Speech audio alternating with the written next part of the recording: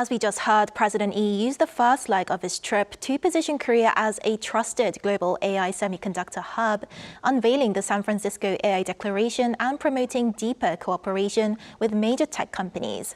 The summit also produced new investment and business commitments. So for more on what this could mean, we're joined today by Sung Soo Eric Kim, founder and CEO at Datacrunch Global and Adjunct Professor at Yonsei Graduate School of Business. Professor Sung, thank you very much for coming on today. Thank you very much. So President Lee's San Francisco AI Declaration frames Korea as an irreplaceable player in the global AI supply chain rather than simply a leading chip producer. So how do you think this ambition is in terms of realisticness? And given that Korea's leverage rests almost entirely on memory chips, what would Korea need to do differently to achieve this goal? So I think that Korea is in the golden age of technology right now. Because we are the monopoly in global memory chip manufacturing, especially in HBMs, and because we also have foundry business driven by Samsung Electronics, Korea is the center of the global semiconductor supply chain, which is most importantly the basic technology for the AI era, which we live in today. So Korea is fully leveraging this position and to discuss with global tech leaders now. You see that we are partnering with NVIDIA and Broadcom and all of these AI leaders from the supply of semiconductor side, and the government is trying really hard to also ensure that Korea will be a trustworthy partner in reshaping the AI era and the global economy. Right, and the summit also produced a wave of partnerships between Korean firms and American AI leaders, with companies committing to projects spanning chips, data centers, AI factories, and infrastructure. And I think it's also worth noting that these partnerships are framed as long-term, so they're stretching 5 years or more in an industry that's historically been very, cyclical. And from your perspective, do these agreements fundamentally strengthen Korea's strategic position in the AI race, or does it expose the country to risks of AI capital expenditure cooling before these numbers can materialize?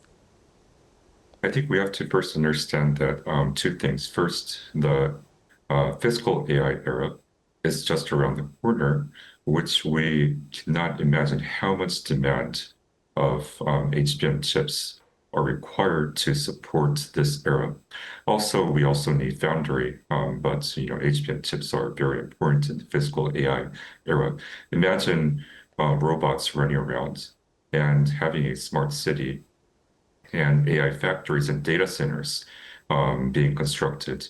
That all requires HBM chips and foundries.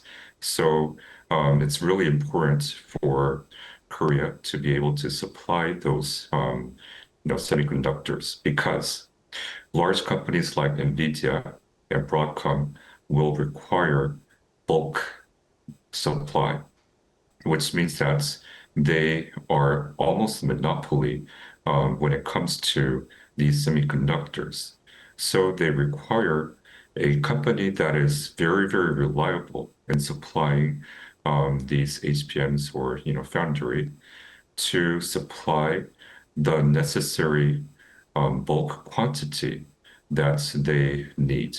So although the semiconductor industry might have cyclical patterns, it is most important that the leading companies are capable of supplying a bulk quantity. That is very, very important. Right, and President Lee's meeting with AI firm executives, including informal dinners and personal exchanges, seem to suggest that Seoul is leaning heavily on personal relationship building and not just formal state-to-state agreements. So how important is direct engagement between political leaders and private technology companies today? And does this reflect a broader shift in how countries compete for influence in the AI era?